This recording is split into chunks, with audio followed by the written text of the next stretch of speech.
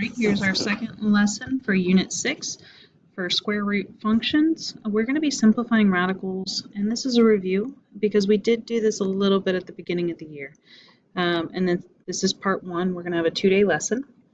So today you'll need to make sure you have your paper notebook, and because we're going to do a lot of work writing this down. And just remember those deeper levels of understanding. When you write it down and work it out and do it yourself, you are going to be able to understand it a whole lot more than if you're just listening or if you're just watching, and actually understanding the content. Just make sure you're pausing when you need to if I'm going too fast, and make sure that you have everything written down. And if you don't understand something, please go to tutoring. Ask Miss Young or somebody at tutoring to explain something over for you. So today we're going to simplify radicals in exponential form and simplified radical form, and I'm going to explain what those two things are today. So we're going to first start off with the lesson, and then I do have some homework for you that you can start working on. And then tomorrow, after tomorrow's lesson, you'll be able to fully do all of the homework. All right, so how to simplify radicals. So this is the review part because you have seen this before. Step 1 is that all the prime factors of the radicand. So the radicand is on the inside.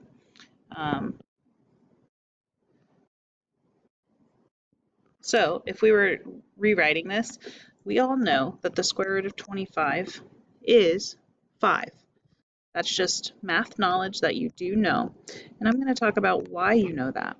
Remember, the square root of 25 is 5 times 5. And then if it's a square root, there's really an invisible 2 represented inside as an index number, because we're looking for two numbers that are the same when we multiply to give us 25.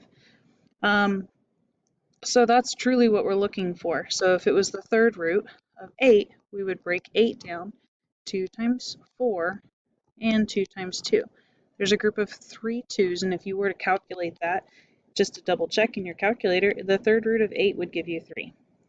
All right, so for so when we're simplifying, we're going to circle the same prime factors that are as many times as the index number, which is what I was showing you up here. So the 2 is our index number.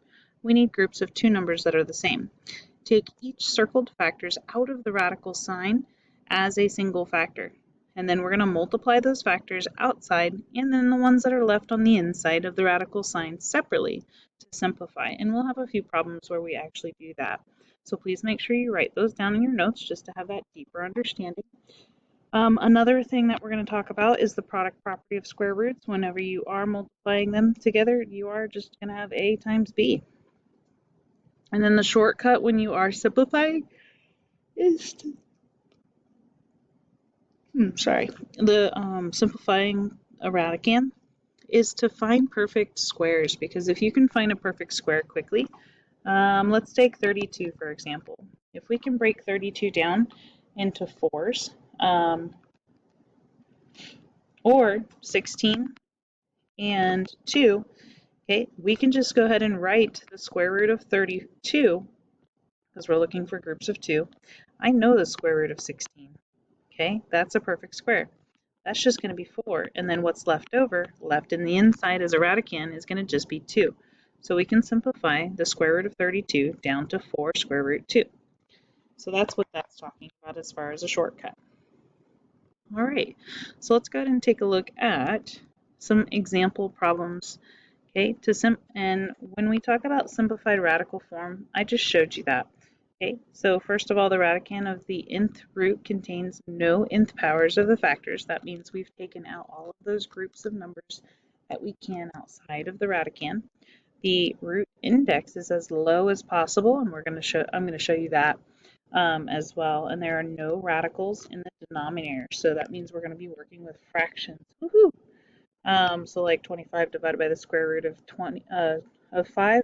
We cannot leave the square root of 5 in the denominator, and we'll talk about that as far as rationalizing the denominator. That's later. Let's go ahead and simplify some radicals. So we're going to have the square root of 288. Okay, now with the square root of 288, I am looking for groups of numbers that are in twos. Okay, so when I break down this 288, we are going to factor it. Okay, so I know it's even, so we can always take out 2 times 1 and then 144. Hey, 144 is a perfect square. That's 12 times 12. We can do it. We can stop right there because there's a group of two 12s. Now, these are not prime. We can continue to go, and I can show you on the next one what that would look like. Okay, but because I found two numbers that are the same, I'm going to go ahead and take that out. So we're going to end up with 12 on the outside, square root of 2, because our remainder, or what's left over, is going to stay inside the radicand. And we have 12 square root 2. All right, so let's go ahead and take a look at example 2. I'm going to show you on another one what I was talking about. So for example 2, I have the cube root of 16. So whenever we have the cube root of 16, I am going to break it down as far as I can go. Okay, and when I break that down, I end up having 2 times 8. Factors of 8 are 2 times 4, 2 times 2. Since I'm looking for groups of 3 in order to break it out of the radical, I need to go ahead and circle my 2's, and I have a 2 left over. So this is going to end up being 1. We only need one of those 2's to represent that group of 3 2's. Square root 2. So 2 square root 2 is going to give us the same value. Whoops, not square root, because it still stays, the index still stays to the third. So it's the third root of 2. So 2 cube root of 2 is going to give you the same value as the cube root of 16. All right, let's talk about some operations. So when we're looking at the cube root of that crazy number, minus 2 cube root of 24, again, change the color here. I need to come up with a different idea as far as showing you this work, because it's going to get a little crazy. Well, I can just go ahead and keep going here, but in the future I'm going to change how that looks. So here we go. The cube root of 2,187 minus 2 times the cube root of 24. So for this one, we might need a little bit more space. Okay, we're going to go ahead and break down 2,187. Okay, looking at it, it is not even, so I know 2 isn't going to work. I do know I'm looking for groups of 3 numbers. Okay, I can't add these together until the radicands are together, so don't do that. So let's take a look. 2 doesn't work. Let's see if 3 works. 3 does work, so it's 3 times 729. Okay, keep dividing by, let's say, 3. If we divide that number by 3, we would end up with 729 divided by 3, which would give us 243. I'm going to divide that by 3. If you can find larger numbers, go for it. So we have 3 times 81. That looks familiar. 9 times 9, which would end up being 3 times 3 times 3 times 3. All right. So now that we have that, we're going to go ahead and look for groups of 3 numbers that are exactly the same. Okay, so here is a group of 3 numbers that are the same. Here's a group of 3 3's. And then we have 1 3 that is left over. So whenever we do have that 1 3 that's left over, that's going to stay inside that radicand. So we're going to end up having the third root of 3 inside. And on the outside, we're going to go ahead and multiply those 2 factors together. 3 times 3 gives us 9. Okay, so that's going to be our coefficient in front of this radical. Next step is we're going to go ahead and take a look at 2, the third root of 24, and I think I need another color because it's going to get a little confusing down here. So I'm looking at 24. I can break that down. That's just going to give us 6 times 4, 2 times 2, and 2 times 3. All right, so we're only focused on the very ends of our factor tree. We do not want to look back at 2 or 4 or 6 again. That's another thing to be said. We're looking for groups of 3 numbers that are the same. So I have a group of 3 2's, and I have a remainder of 3 that needs to stay inside the radicand. All right, there is already a 2 on the outside, so be careful. I'm going to go ahead and write that down so that I don't forget it. And then I'm going to write a 2 to represent that. And then that's going to be the third root of 3 because the 3 stays on the inside of the radicand. It was not able to be simplified. All right, next step is we're going to multiply. So that's going to give us -4. And this is going to end up just being 9 cube root of 3. Notice how we have the radicands are the same and so are the indexes. They both have to be the same in order to combine like terms.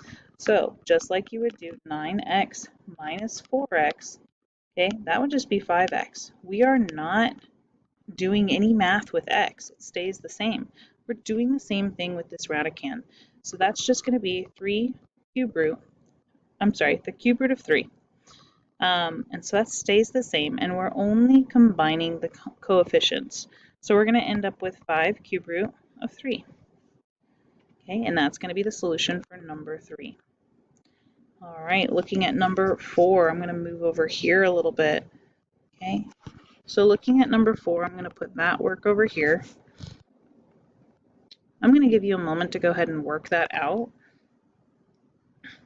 And then I'm going to have the work here ready for you to see. And you can just check over that work. I'm going to pause the video.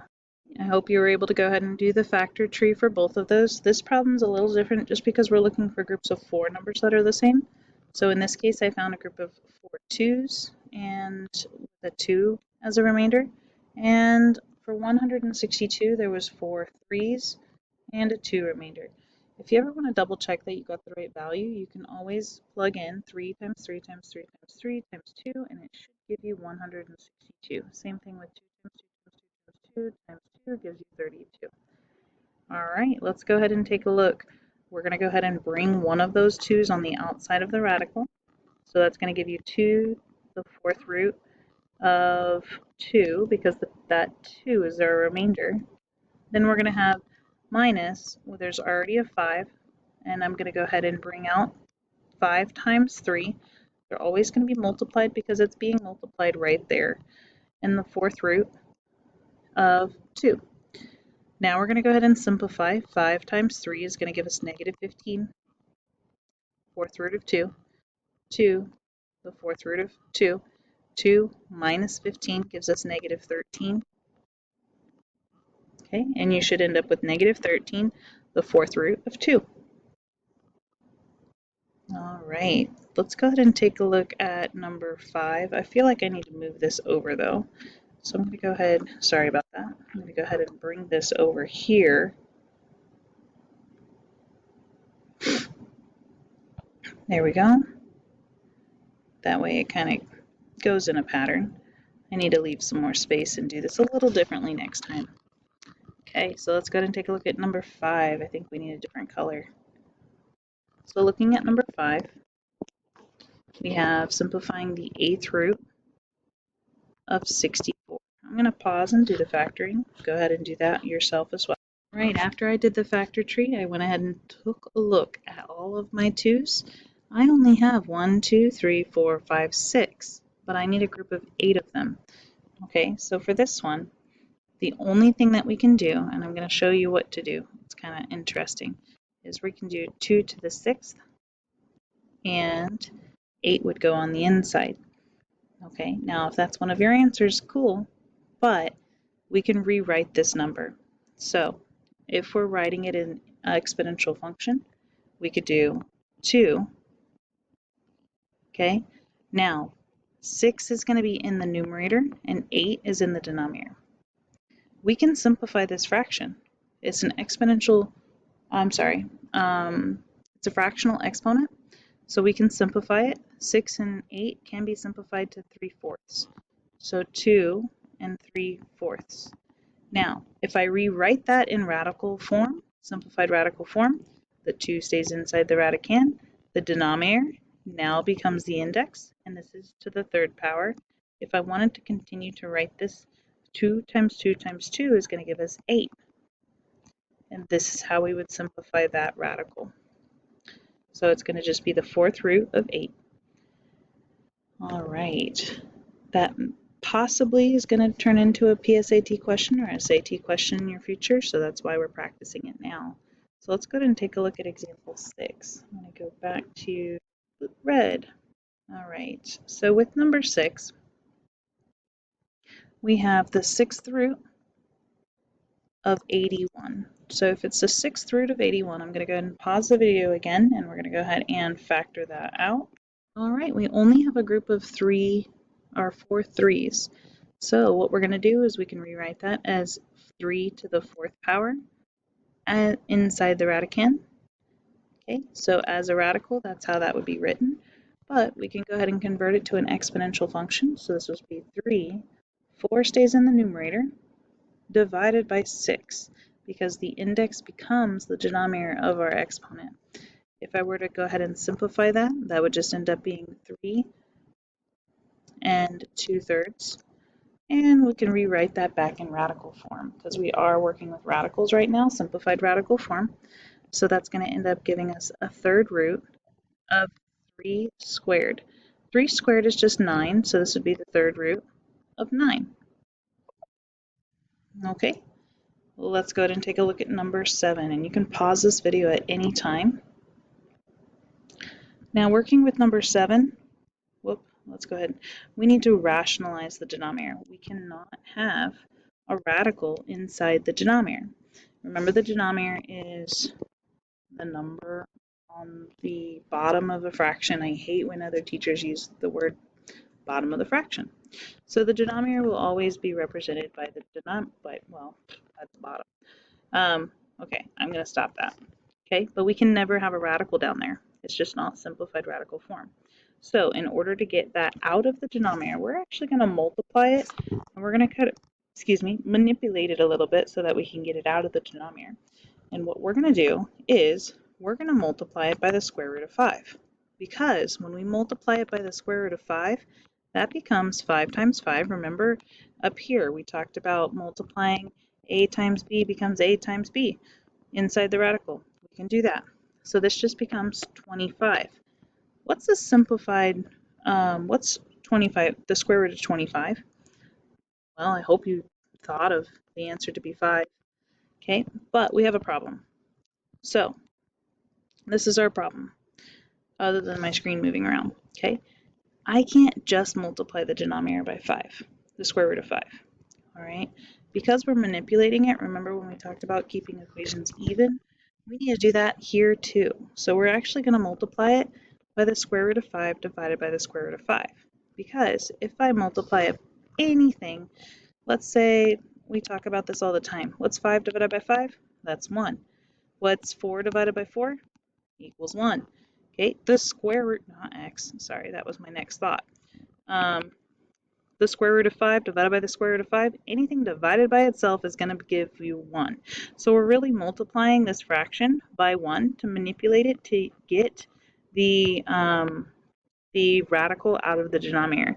1 times the square root of 5 is going to give us the square root of 5 in the numerator.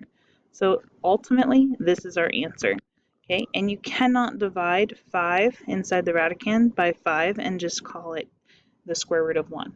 Be careful with that, because those are two separate, completely different numbers. If you type in the square root of 5, it is not 5. So be careful. All right, so let's go ahead and take a look at number 8. All right, so let's go ahead and take a look at example 8. With example 8, notice how you have a fraction plus 5. And in that fraction, we do have a radical 3. Okay, so we need to take care of that radical 3. Okay, but we also need to add the 5 if we can. And we might not need to, or we might not be able to. All right, so I'm going to go ahead and remember when we need to make sure we multiply the radical outside of the denominator, and the way that we're going to do that is just multiply by 1. But a special type of 1. Square root of 3 divided by the square root of 3 is going to give us 1. I'm going to add 5 to the outside, but we're really just focusing on this 1 divided by the square root of 3 first. Okay, then we're going to end up with the square root of 3 in the numerator, and then what's the square root of 3 times the square root of 3? That's going to give us the square root of 9, which just simplifies down to 3. And then we have plus 5. Plus 5 is not affected by the rationalizing the denominator. Okay, next lesson, it will be in the future when both of those numbers are in the denominator. All right, we'll do something a little different then.